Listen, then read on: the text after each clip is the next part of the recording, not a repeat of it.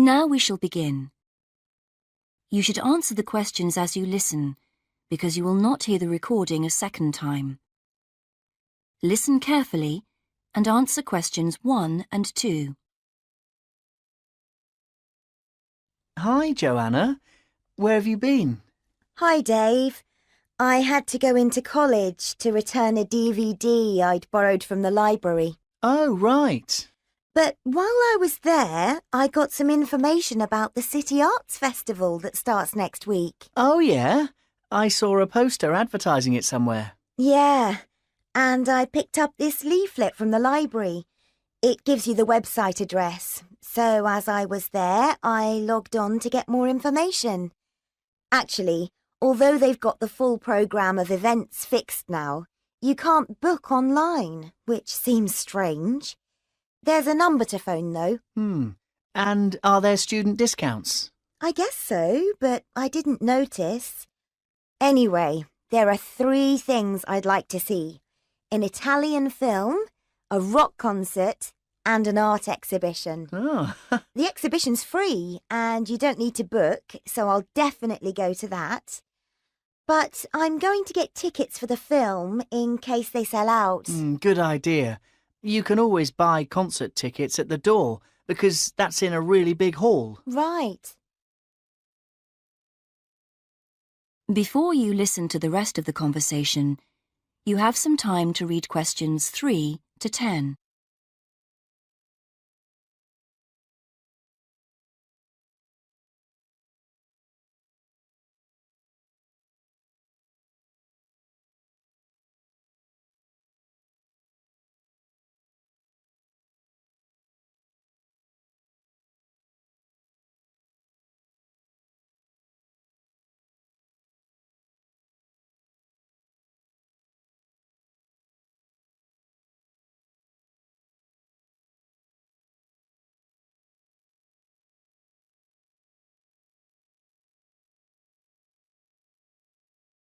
Now listen and answer questions 3 to 10. So, when does the festival actually start? Well, it's usually held the first week of October, but it's earlier this year for some reason. The opening night is September the 20th, and events go on till the end of the month. And have you got that phone number? Yeah, it's here. Look, it's 0967 990 776. OK, I'll write it down. 0967 990 776. Thanks. I thought the local council made a profit from the festival, but it says here that there's a commercial sponsor. It's a local bank. I didn't know that. Neither did I. What other events have they got on? As well as the art exhibitions and stuff that's open every day, there are special events each day. Like on Monday, there's a musical in the City Hall. That's only £3.65 for students. I think I'll give that a miss. I've got football training on Mondays, but I'm free on Wednesday. There's a jazz band on then, and that's only £2.50 for students. Sounds good. Is that in the City Hall too? We could go. Well, I'm busy actually, but it's at the sports centre if you're interested. Oh, right. Thursday's the cheapest event, only £1.25 for students, and it's on in the library. Can you guess what it is? Probably the college choir. Actually, no. They've not been asked, apparently. Oh. No, it's a poetry evening. Isn't there any modern dance on anywhere? On Friday. That's at the college. It's quite expensive, though. £15 for adults and £12.75 for students. Oh, yes, that is a lot. If I'm going to spend that much, I'd prefer to go out on Saturday. Yeah, me too. But on Saturday night, there isn't live music or a party or anything. Just the fireworks in the city park. And that's only £1.50. Yeah, that'd be good. That is the end of part 1. You now have half a minute to check your answers.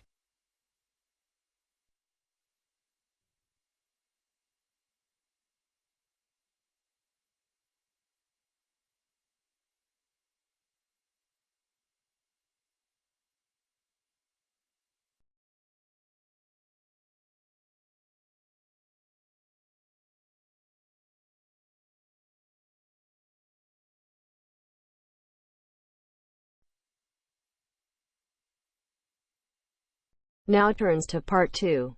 Part 2.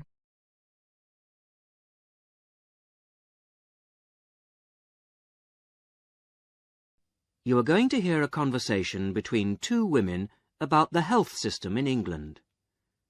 First, you have some time to look at questions 11 to 17.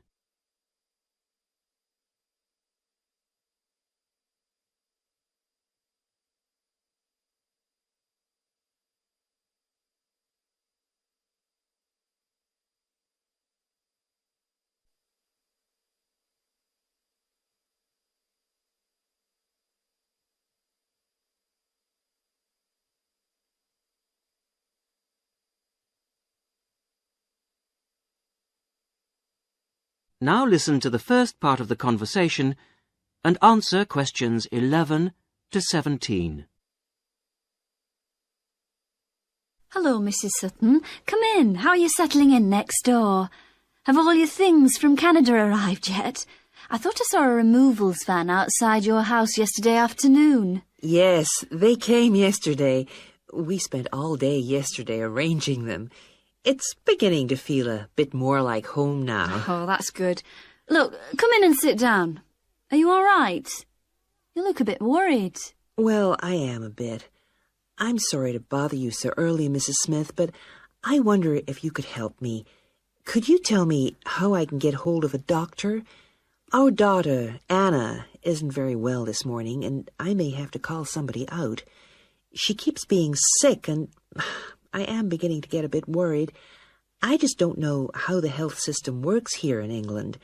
All I know is that it's very different from ours back in Canada. Well, I don't know really where to start. Let me think. Well, the first thing you have to do is find a family doctor. Sometimes we call them general practitioners as well. Right. And register with him or her. If you live here, you've got to be on a doctor's list. If you're not, things can be a bit difficult. Nobody will come out to you if you're not registered. Anyway, they work in things called practices. Sort of small groups of family doctors all working together in the same buildings. Now, what you've got to do this morning is register with one of them. There are 2 practices near here, so we're quite well off for doctors in this part of Manchester. There's the Dean End Health Centre, about 10 minutes walk away. And there's another practice in South Hay. That's about 5 minutes away, going towards the town centre. We're registered at the Dean End one, but they're both okay. There are about 6 doctors in our practice and 4 in the other, so ours is quite big in comparison, and the building and everything's a bit more modern. South A is a bit old-fashioned, but the doctors are okay. Their only problem is that they don't have a proper appointment system. Sometimes you have to wait for ages there to see someone. Anyway, you go to the receptionist in whichever health centre and ask her to register you with a doctor there. You have to fill in a form, but it doesn't take long. Ours is called Dr. Jones, and we've been going to him for years, ever since we moved here 15 years ago. I wouldn't say he's brilliant, but I suppose he's all right, really. We're used to him now. They say he's very good with elderly people, but he does tend to get a bit impatient with children. Listen, the one who's supposed to be really good with small children is Dr. Shaw. I've heard lots of people say that. She's young and she's got small children of her own, so you could try registering with her. And if her list's full, I heard somebody say the other day that there's a really nice young doctor at South Hay, a Dr. Williams. He holds special clinics for people with back trouble, but that's not really your problem, is it? Now you have some time to look at questions 18 to 20.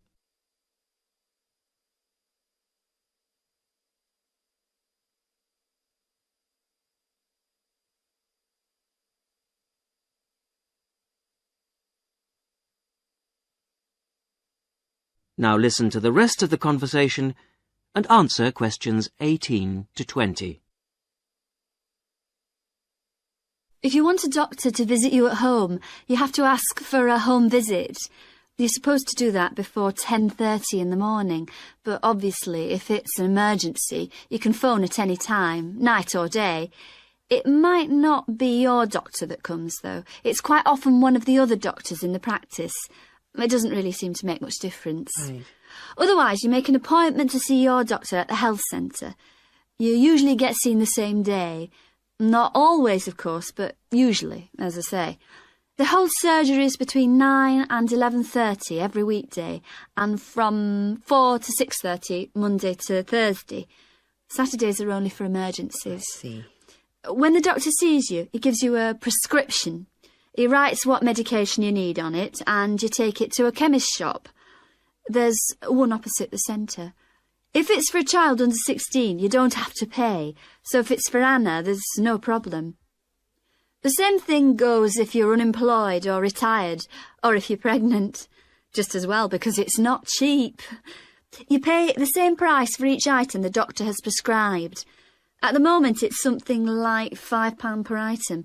So you pay for the medication, but the consultation with the doctor doesn't cost you anything. It's completely free as long as you're a resident here. You're going to be here for 3 years, aren't you? Uh-huh. So, well, there shouldn't be any question of you paying anything to see the doctor. So that's one less problem to worry about. Look, Mrs. Sutton, if you want, I'll sit with your daughter for half an hour if you want to go down to the health centre to register. It's no trouble, really, don't worry. Are you sure you wouldn't mind? That would really help me a lot. I'll ask them if they can send someone round later to see Anna. I think I'll try the Dean End Centre. Good idea. Don't worry about Anna. Right. I'll be back as soon as I can.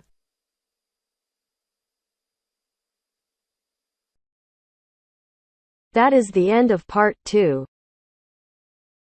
You now have half a minute to check your answers.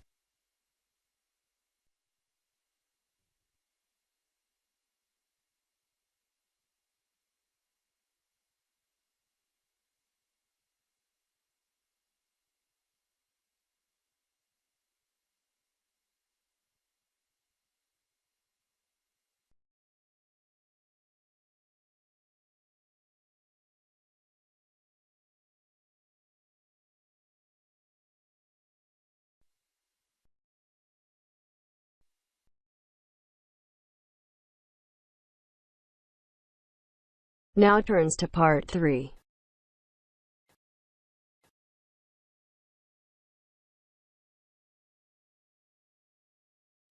You will hear 2 students called Jimmy and Kathy talking to their tutor about the current research paper.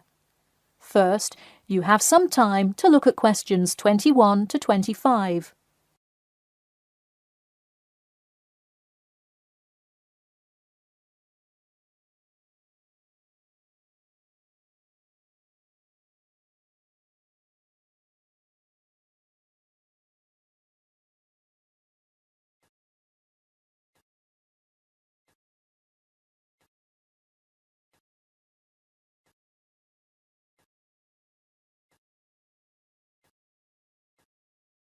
Now, listen carefully and answer questions 21 to 25.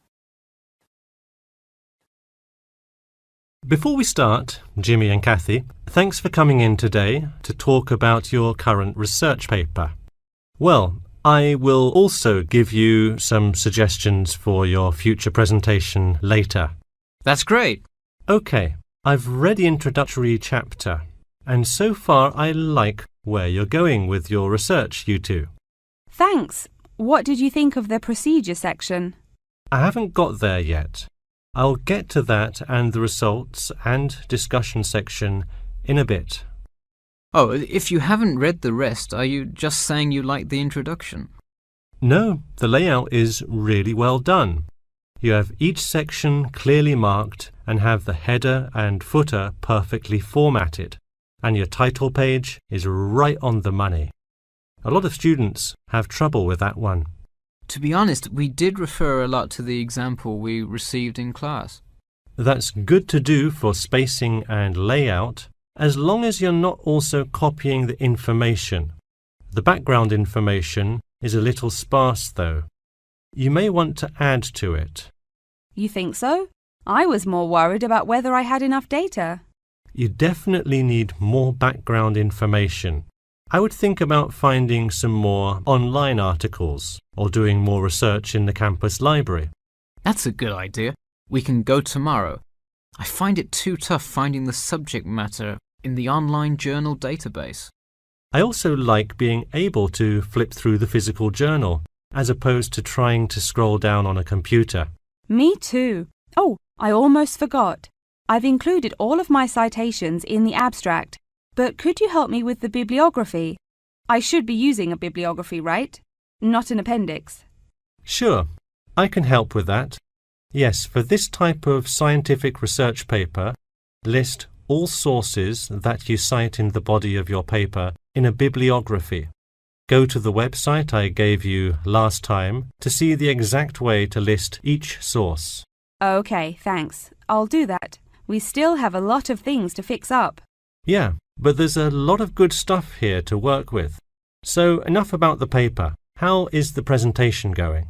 Well, it's all right. I'm going to go try out the new presentation software while Jimmy's working on the bibliography. Yeah, we are hoping to make an animation of an actual pump, but still have a lot to learn about how to do that. Before you hear the rest of the talk, you have some time to look at questions 26 to 30.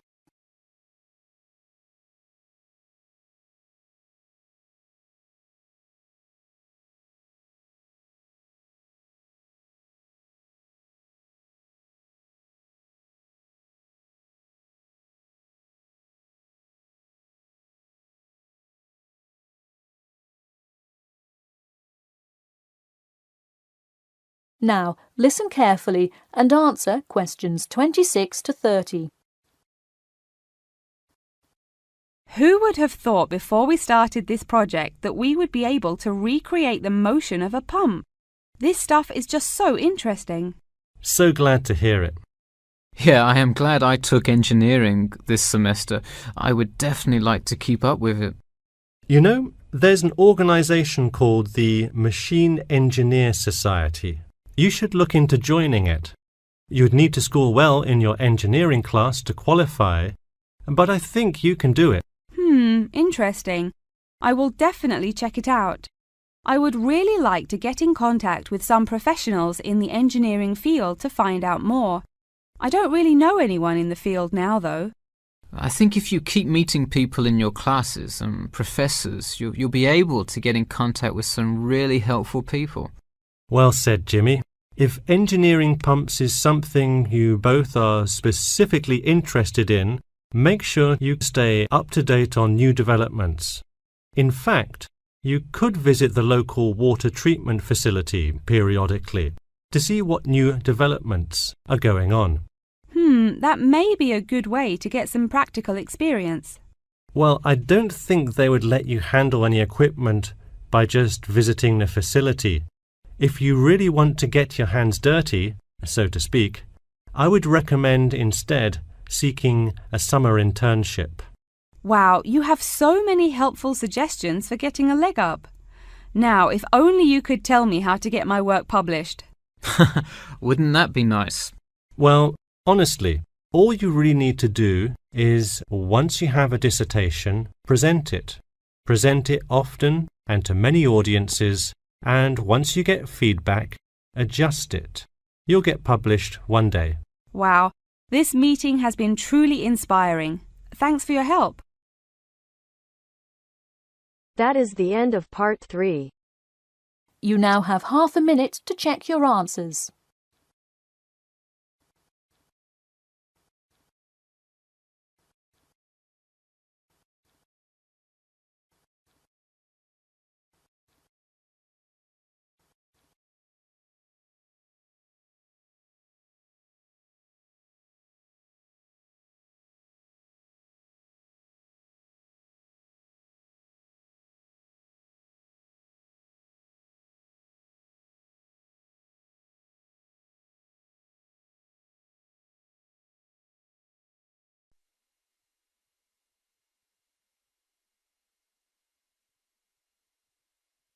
Now turns to part 4.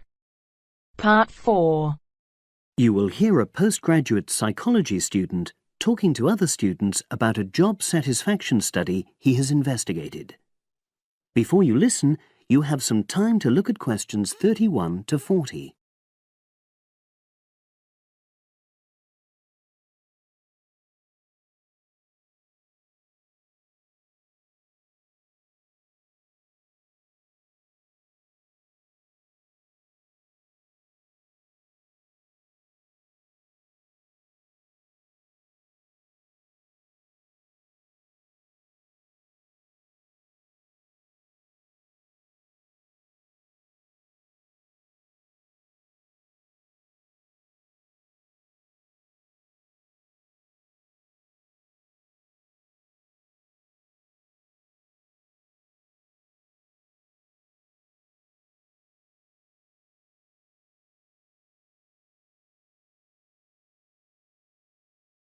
Now listen and answer questions 31 to 40. Good morning, everyone. For my presentation today, I'm going to report on an assignment that I did recently. My brief was to analyze the methods used in a small study about job satisfaction, and then to make recommendations for future studies of a similar kind. The study that I looked at had investigated the relationship between differences in gender and differences in working hours and levels of job satisfaction amongst workers. For this purpose, employees at a call center had been asked to complete a questionnaire about their work. I'll summarize the findings of that study briefly now. First of all, female full-time workers reported slightly higher levels of job satisfaction than male full-time workers. Secondly, female part-time workers reported slightly higher levels of satisfaction than female full-time ones did. On the other hand, male part-time workers experienced slightly less job satisfaction than male full-time workers. But although these results seemed interesting and capable of being explained, perhaps the most important thing to mention here is that in statistical terms, they were inconclusive. Personally, I was surprised that the findings hadn't been more definite, because I would have expected to find that men and women, as well as full and part-time workers, would experience different levels of satisfaction. So I then looked more carefully at the methodology employed by the researchers to see where there may have been problems. This is what I found. First of all, the size of the sample was probably too small. The overall total of workers who took part in the survey was 223, which sounds quite a lot, but they had to be divided up into subgroups. Also, the numbers in the different subgroups were unequal. For example, there were 154 workers in the full-time group, but only 69 in the part-time group.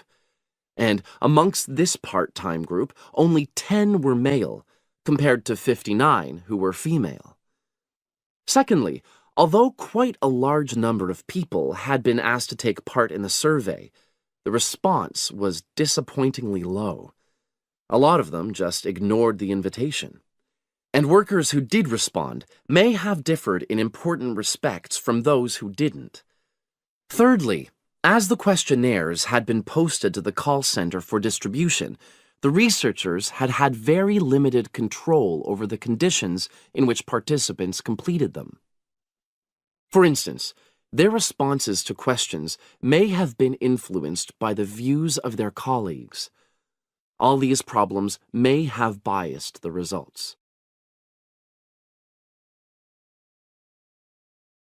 In the last part of my assignment, I made recommendations for a similar study, attempting to remove the problems that I've just mentioned. Firstly, a much larger sample should be targeted, and care should be taken to ensure that equal numbers of both genders and both full and part-time workers are surveyed. Secondly, the researchers should ensure that they are present to administer the questionnaires to the workers themselves. And should they require the workers to complete the questionnaire under supervised conditions so that the possibility of influence from other colleagues is eliminated. Finally, as workers may be unwilling to provide details of their job satisfaction when they are on work premises, it's important that the researchers reassure them that their responses will remain confidential, and also that they have the right to withdraw from the study at any time if they want to. By taking measures like these, the reliability of the responses to the questionnaires is likely to be increased, and any comparisons that are made are likely to be more valid. So, that was a summary of my assignment. Does anyone have any questions?